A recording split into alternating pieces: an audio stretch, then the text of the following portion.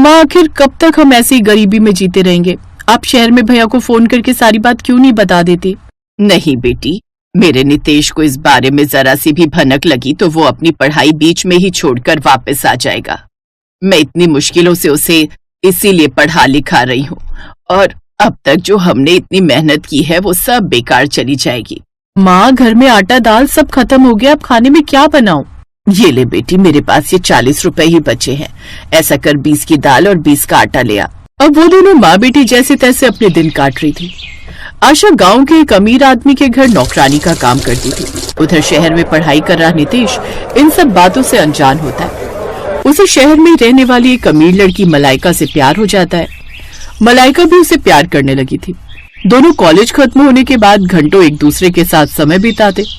ऐसे ही समय बीता। फिर एक रोज, नितेश, अब मेरा कॉलेज भी खत्म हो गया और माँ चाहती है कि मैं शादी करके सेटल हो जाऊं, और तुम तो जानते हो ना कि मैं तुमसे कितना प्यार करती हूँ। मैं शादी तो तुमसे ही करूंगी, इसलिए मैं चाहती हूँ तुम माँ से हमारी शादी के बारे में बात करो। मलाइका के कहने पर नितेश उसकी माँ से मिलने जाता है। मलाइका के पापा की मौत कुछ साल पहले ही हो गई थी। अब उसकी माँ ही सब देखती थी। मैं जानती हूँ बेटा, तुम मेरी बेटी को खुश रखोगे, और जब से इसके पापा गए हैं तब से लेकर आज तक मैंने इसकी हर ख्वाहिश पूरी की है। फिर ये तो इसकी जिंदगी का सबसे बड़ा फैसला है, भला मैं इसके लिए कैसे मना कर सकती हूँ। बस अब इसका जो कलेक्टर बनने का सपना है वो पूरा हो जाए, क्योंकि मैं जानती हूँ मेरी बेटी दिन रात इसके लिए मेहनत कर रही है, लेकिन मुझे पूरा यकीन है कि वो बहुत जल्द अपना ये सपना पूरा भी कर लेगी। मैं तुम दोनों की शादी के लिए तैयार हूँ। अब बहुत जल्द रमोला उन दोनों की शादी करवा देती है। बेंगलोर शहर से नितेश का गांव लगभग 1000 किलोमीटर दूर था। नितेश शादी के बाद मलाइका को लेकर अपने गांव आता है, जहां वो देखता है कि उसकी बूढ़ी माँ और बहन अपने बड़े से पक्के घर में ना रहकर पास ही एक कच्चे मकान में रहते हैं। ये सब देखकर वो हैरान रह जाता है। माँ, ये सब क्या है?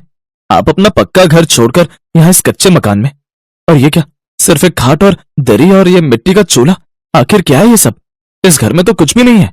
क्या बताऊं बेटा, तू नहीं जानता, लेकिन 3 साल पहले जब तेरे बाबा की मौत हो गई और तू भी पढ़ाई के लिए शहर चला गया, तो पीछे से तेरे ताऊ और ताई ने मिलकर धोखे से हमसे सारी जमीन हड़प ली और हमारा सब कुछ छीन लिया, और मुझे और मेरी बेटी को इस कच्चे मकान में रहने के लिए छोड़ दिया। तब से मैं और मेरी बेटी बड़ी मुश्किलों से अपना गुजारा कर रहे हैं। लेकिन माँ, इतना कुछ हो गया आपके साथ और आपने मुझे बताया तक नहीं। क्योंकि भैया, माँ नहीं चाहती थी कि आप अपनी पढ़ाई बीच में छोड़कर वापस यहाँ जाओ, इसलिए उन्होंने ये सब बात आपसे नहीं बताई।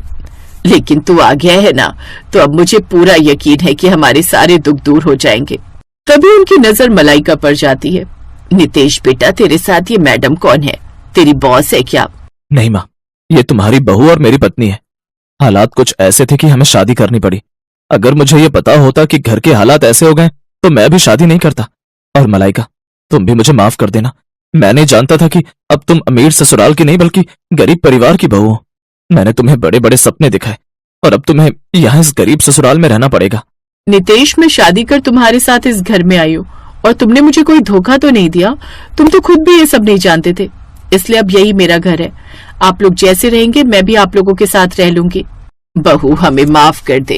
एक लड़की शादी के बाद बड़े बड़े सपने देखती है, लेकिन तुझे इस गरीब ससुराल में गुजारा करना होगा। अब हम आ गए हैं ना माँ जी, अब सब ठीक हो जाएगा। मैं बहुत खुश नसीब हूँ बहू, जो तू मुझे मिली। यहाँ आकर बैठ। माँ, हमें बहुत भूख लगी है, कुछ खाने को दो ना। हाँ बेटा, तुम दोनों रुको, मैं अभी कुछ बना देती हूँ। आशा जब रसोई में जाती है तो वहाँ पर जरा सा आटा होता है और सब्जी या दाल में से कुछ भी नहीं होता है। फिर वो आंगन में लगे धनिया और पुदीने की चटनी सिलबट्टे पर पीसकर उनको खाने को देती है। माफ करना बच्चों, लेकिन मेरे पास बस यही 2 रोटी और ये चटनी है। मेरी आर्थिक स्थिति इतनी ज्यादा खराब है कि तुम दोनों के लिए मैं इन 2 रोटी से ज्यादा कुछ नहीं खरीद सकती। माँ जी, आपके प्यार से भरी ये रोटी और ये चटनी तो महंगे पकवानों से भी ज्यादा टेस्टी है। ये लीजिए, इसमें से 1 रोटी आप और ननद जी खा लीजिए और इन 2 में से 1-1 रोटी मैं और नितेश खा लेंगे। अपनी अमीर बहू की अच्छाई देखकर अब आशा की आंखों में आंसू आ जाते हैं। भाभी, आप सचमुच बहुत अच्छी हैं। खाना खाने के बाद सुमन और आशा खुद जमीन पर दरी बिछाकर सो जाती हैं और अपने बेटे बहू को दूसरे कमरे में खाट पर सुला देती हैं। अगली सुबह आशा जल्दी उठकर कहीं बाहर चली जाती है और ननद घर की साफ सफाई में लग जाती है। मलाइका अपने पति से, नितेश, मुझे बहुत भूख लगी है और ननद जी बाहर काम पर लगी हैं और माँ जी न जाने सुबह सुबह कहाँ चली गई। खाने के लिए मैं कुछ बना भी लूं, लेकिन मुझे ये चूल्हा जलाना नहीं आता। तुम मेरी मदद करो ना प्लीज। घर के बाहर लकड़ियां रखी हैं, तुम चूल्हा जलाने के लिए लेकर आओ, तब तक मैं खाने का कुछ ढूंढती हूँ। अब नितेश आंगन में रखी लकड़ियां लेकर आता है और मलाइका सभी डब्बे खंगालती है, लेकिन उसे किसी भी डब्बे में कुछ नहीं मिलता। ये क्या नितेश, घर में तो अन्न का दाना तक नहीं है। अब समझा, माँ इसीलिए बाहर गई है ताकि घर में हम सबका पेट भर सके। मैं कितना नालायक बेटा हूँ जो अपनी माँ की मदद करने की जगह घर पर बैठा हूँ। भैया, बाबा के जाने के बाद माँ ने बड़े कष्ट उठाए हैं। वो आपके कॉलेज की फीस भरने के लिए लगातार गांव के सेठ के यहाँ साफ सफाई का काम करती है। मेरी माँ ने मुझे कितनी मुश्किलों से पढ़ाया लिखाया, ये बात सिर्फ वही जानती है। और एक मुझे देख लो, इतनी पढ़ाई लिखाई करने का भी कोई फायदा नहीं, क्योंकि अभी तक मेरी नौकरी नहीं लगी है। वो तीनों आपस में बातें कर ही रहे थे कि तभी वहाँ उनकी ताई आ जाती है। तुम लोगों की ये हालत मुझसे देखी नहीं जाती। तुम्हारी माँ बेचारी कैसे घर चला रही होगी। पहले अपने बेटे बेटी का बोझ और अब ऊपर से अपनी बहू का भी बोझ उठा रही होगी। वैसे तुम लोगों को भीख में कुछ चाहिए हो तो बता देना, रिश्तेदार ठहरे, भीख तो मैं दे ही दूंगी। तभी वहाँ आशा आ जाती है। उसकी कोई जरूरत नहीं है, मेरे बच्चे भीख नहीं मांगेंगे। अभी उनकी माँ जिंदा है और हमारे हालातों पर हंसो नहीं, क्योंकि कहीं न कहीं इन सब की जिम्मेदार तुम ही हो। और तुम देखना, एक दिन मेरे ये बच्चे मेरा नाम जरूर रोशन करेंगे और साथ ही इस घर के हालातों को भी ठीक कर देंगे। ये देखो, रस्सी जल गई पर बल नहीं गया देवरानी जी। अब आप जाती हो या यहाँ से धक्के मारकर बाहर निकलवाऊं? शकुंतला मुंह बनाते हुए वहाँ से चली जाती है। बहू, मैं इस गांव में किसी के यहाँ काम करती हूँ जिससे थोड़े पैसे मिल जाते हैं। ये देख, मैं ये थोड़ा राशन पानी लाई हूँ, अब 2-4 दिन का गुजारा चल जाएगा। आशा की बात सुनकर सबकी आंखों में आंसू आ जाते हैं। सुमन जल्दी से वो राशन ले जाकर अपनी भाभी के साथ खाना बनाने लगती है, लेकिन अब हितेश को अपनी माँ के हालात पर बड़ी दया आ रही थी। फिर नितेश शादी में मिली अपनी अंगूठी गिरवी रखकर कुछ पैसे ले आता है, जिसके बदले मिले पैसों में से कुछ पैसे लेकर वो शहर चला जाता है और कुछ पैसे अपनी माँ को दे देता है। उन पैसों से आशा थोड़ा राशन पानी ले आती है। इधर अब बहू भी ठान लेती है कि वो सरकारी एग्जाम की तैयारी करके रहेगी, इसलिए वो अब अपनी पढ़ाई पर ध्यान देने लगती है, साथ ही गवर्नमेंट एग्जाम भी देती है। कुछ दिन बाद उसकी कलेक्टर की नौकरी लग गई और उसी गांव में उसकी पोस्टिंग होती है। माँ जी, आपकी बहू कलेक्टर बन गई है इस गांव की। अब हमारे सारे गरीबी के दिन दूर हो गए। अब हमें किसी भी चीज की चिंता करने की कोई जरूरत नहीं है। और आपको पता है, शहर में नितेश की भी बहुत अच्छी नौकरी लग गई है। कुछ दिन बाद वो भी वापस लौट आएंगे और यहीं पर खुद का कोई काम शुरू करेंगे। मेरी सारी परेशानी मेरे बच्चों ने दूर कर दी। अब कलेक्टर बहू ताई से अपनी प्रॉपर्टी भी छुड़वा लेती है, साथ ही धोखाधड़ी करने के जुर्म में वो उसे जेल में भी डाल देती है। अब वो सभी वापस उसी बड़े घर में खुशी खुशी रहने लगते हैं।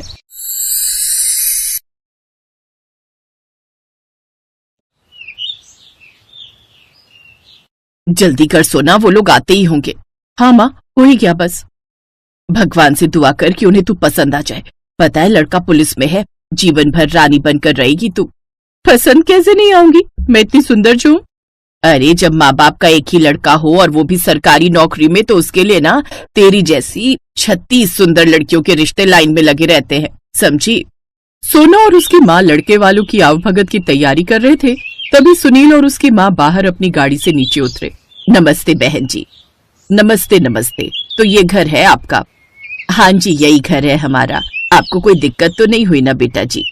दिक्कत? अरे, गलियां इतनी पतली हैं कि गाड़ी भी नहीं आ पा रही थी हमारी। हाँ, वो गलियों की दिक्कत तो है बेटा जी। अच्छा, आप लोग अंदर चलिए ना। हाँ, जल्दी चलो, अभी 2-3 जगह और भी तो जाना है। जी, ये है मेरी बेटी सोना। नमस्ते जी। नमस्ते नमस्ते। क्या कर रही हो आजकल वैसे? जी, कॉलेज खत्म हो गया है, मैं गोल्ड मेडलिस्ट हूँ। अरे वाह, ये तो अच्छी बात है। हाँ हाँ, अच्छा है। देखिए बहन जी, मेरे और मेरे बेटे के पास ज्यादा टाइम नहीं है। आपको तो पता ही होगा, मेरा बेटा पुलिस में हेड कांस्टेबल है। तनख्वाह पूरे 40,000 रुपए है, लेकिन असली पैसा तो ऊपर से आता है। महीने में 1.5 से 2 लाख रुपए आराम से बन जाते हैं। ऊपर से बहन भी इसकी एक ही है, उसकी भी 2-3 साल में शादी कर देंगे, फिर तो आपकी बेटी का ही राज होगा हमारे घर पर। बाकी मेन रोड पर 3-4 दुकानें हैं, 2 मकान हैं और गांव में भी खूब सारी खेती है। आहा, भाग ही खुल जाएंगे मेरी सोना के तो बहन जी। वही तो कह रही हूँ। तो अब आप भी बता ही दीजिए, आप क्या देंगे दहेज में? जी, मेरी हालत तो आप देख ही रही हैं बहन जी, ज्यादा तो नहीं दे पाऊंगी, पर फिर भी आप बताइए कि क्या मांग है आपकी। बात साफ है, एक से बढ़कर एक रिश्ते आ रहे हैं मेरे सुनील के लिए, और जब से पुलिस में लगा है तब से तो हम थक गए हैं मना करते करते। अरे लोग तो 50-50 लाख की शादी करने को तैयार हैं, पर आपकी लड़की पढ़ी लिखी है तो आप बस 30 लाख में ही कर देना सब मिलाकर। 30 लाख पर ये तो बहुत ही ज्यादा है बहन जी। देखिए, आपकी बेटी दिखने में थोड़ी ठीक है और आपकी गरीबी देखकर ही मैंने आपसे अपनी मांग कम कर दी, लेकिन इससे नीचे नहीं हो पाएगा बहन जी, साफ साफ कह देती हूँ। हाँ और क्या आंटी जी, इससे बढ़िया मौका और कहाँ मिलेगा? अरे पर बेटा जी, मेरे पास इतने पैसे नहीं हैं। तो खेत मकान बेचिए, आप यही चाहती है ना? आप चाहती है ना कि आपकी बेटी राज करे? सब कुछ बेचकर भी मैं इतने पैसे नहीं जुटा पाऊंगी, दया कीजिए बहन जी। ऐसा है बहन जी, आप न रहने दीजिए, फिर अपनी बेटी के लिए ढूंढ लेना कोई किसान या कोई मजदूर, फालतू में टाइम खोटी किया हमारा। चल सुनील और सुषमा अचानक से उठे और अपनी गाड़ी में बैठकर निकल लिए। ये पहली बार नहीं था जब माँ बेटों ने किसी माँ और उसकी बेटी के अरमानों पर लात मारी हो। सुषमा और सुनील हर परिवार से ऐसे ही मोटे दहेज की मांग करते। उनकी कोशिश थी कि लड़की भी सुंदर मिल जाए और दहेज भी अच्छा खासा मिले। फिर उसी शाम, क्या हुआ माँ, भैया को कोई लड़की पसंद आई? अरे क्या बताऊं निक्कू, 2-3 घरों में गए थे, एक लड़की पसंद आई भी थी। अरे क्या नाम था उसका सुनील? सोना नाम था शायद। हाँ वही, पर उसकी माँ तो एक नंबर की फटीचर निकली। मुझे तो उसका घर देखकर ही अंदाजा हो गया था कि उसके पास देने के लिए ढेला भी नहीं होगा, और हुआ भी वही। माँ, आप ये दहेज का लालच छोड़ क्यों नहीं देती हो? और भैया, आप माँ को समझाने की बजाय इनका साथ दे रहे हैं। दहेज लेना तो जुर्म है, और आप पुलिस वाले होकर ऐसी बातें करते हो। ओए तो चुप कर और जाके अपना काम कर, बड़ी आई हमें समझाने। जा रही हूँ, लेकिन देखना ये आप लोग ठीक नहीं कर रहे हो। इतना दहेज मांगना अच्छी बात नहीं है। अगर भगवान नाराज हो गए ना तो लेने के देने पड़ जाएंगे एक दिन। तू चुपचाप अपने कमरे में जा, आई बड़ी हमें ज्ञान देने वाली। सुषमा की बेटी निकिता अपनी माँ और अपने भाई को दहेज लेने से मना करती थी, पर वो दोनों उसकी एक न सुनते थे। क्या हुआ माँ, बड़ी दुखी लग रही हो? क्या करूं, इतने बड़े शहर में तेरे लिए एक ढंग का रिश्ता नहीं मिल रहा है। एक काम करें क्या, वो शालीमार गार्डन वाली लड़की कोई पसंद कर लें क्या? पर वो तो 20 लाख ही देने को कह रहे थे ना माँ। हाँ बेटा, 30 ना सही 20 ही सही। ठीक है माँ, तो एक काम करते हैं, कल सीधा चली पड़ते हैं, उनसे वहीं जाकर बात कर लेंगे। सुनील और सुषमा बात कर ही रहे थे कि तभी सुषमा के फोन पर एक कॉल आता है। हेलो, कौन बोल रहा है? नमस्ते बहन जी, मैं सोमनाथ बात कर रहा हूँ। हाँ बताओ, क्या बात है? मैंने सुना आपका बेटा पुलिस में है और आप उसके लिए लड़की देख रहे हो। हाँ, आपने ठीक सुना है। तो आप एक बार मेरी बेटी को आकर देख लीजिए, वो नौकरी करती है और अच्छा पैसा कमाती है, घर का सारा काम भी जानती है। हाँ वो तो ठीक है, पर दान दहेज का क्या सीन है, कितना कर पाएंगे आप? ज्यादा तो नहीं, मैं इतना अमीर आदमी नहीं हूँ, 30 से ऊपर नहीं कर पाऊंगा बहन जी। क्या कहा? 35? अब ठीक है, हम कल आते हैं आपके पास। सोमनाथ का पता पूछकर सुषमा ने फोन काट दिया। उसे लगा कि ये तो भगवान का करिश्मा ही हो गया, मनचाही लड़की और मनचाहा दहेज दोनों मिलने वाले। फिर अगले दिन सुषमा सुनील को लेकर सोमनाथ के घर पहुंची। बैठिए बहन जी। आपका घर तो बहुत बड़ा है। जी, ऊपर वाले की कृपा है बस। लीजिए, ये आ गई मेरी वाणी। कैसी हो वाणी, तुम क्या कर रही हो आजकल? जी, मैं एक स्कूल में टीचर हूँ। अरे वाह, ये तो बहुत अच्छी बात है। वैसे मेरा बेटा जितना कमाता है उसमें तुम्हें कभी कोई दिक्कत नहीं होगी। आराम से बैठना रानी बनकर, काम तो सारे नौकर कर लेंगे। तो फिर जरा लेन देन की बात हो जाए बहन जी। हाँ क्यों नहीं। आपकी बेटी नौकरी करती है, इतना बड़ा घर है आपका, तो आप भी तो चाहेंगे ना कि आपकी बेटी अच्छे घर में जाए, और फिर आप जो भी दोगे वो शादी के बाद रहेगा तो आपकी बेटी का ही ना। जी, मैं जरा ऊंचा सुनता हूँ बहन जी। क्या कहा, कितना दहेज चाहिए आपको? अरे भाई साहब, 30 वाला 30 लाख। इतना सुनते ही वाणी ने जोर से कहा, सुनिए, आप सब बाहर आ जाइए और पकड़ लीजिए इन लोगों को। ये क्या बदतमीजी है, ये क्या कर रही हो तुम? दहेज की लालचियों को लाइन पर ला रही हूँ। तू हमें पकड़वाएगी, लगता है तू अभी मेरे बेटे को जानती नहीं है। अरे वो पुलिस में है, तू क्या बिगाड़ पाएगी उसका? गलत, लगता है आप हमें नहीं जान पाए। यह है डीएसपी विजिलेंस वाणी शुक्ला। जी हाँ, और आप दोनों हमारी ट्रैप में फंस चुके हैं। खुलेआम दहेज की मांग करने के लिए अब आपको जेल जाना होगा। जेल? अरे ऐसे कैसे? सुनील तू कुछ बोलना इसे। क्या बोलूं माँ, विजिलेंस वाले किसी की नहीं सुनते। ऑल टीम पकड़ लो इन्हें और तुम भी बाहर आ जाओ। पुलिस वालों ने फौरन सुषमा और सुनील को हथकड़ी लगा दी और तभी दूसरे कमरे से सोना निकल कर आई। सोना वही लड़की थी जिसे सबसे पहले सुषमा देखने गई थी। सुषमा जी, मिलिए, डीएसपी वाणी से, मेरी सबसे अच्छी सहेली। अरे सोना तुम हमें माफ कर दो बेटी, हमसे बड़ी भूल हो गई। नहीं नहीं, ऐसे कैसे? और ले लो दहेज, और ले लो दहेज।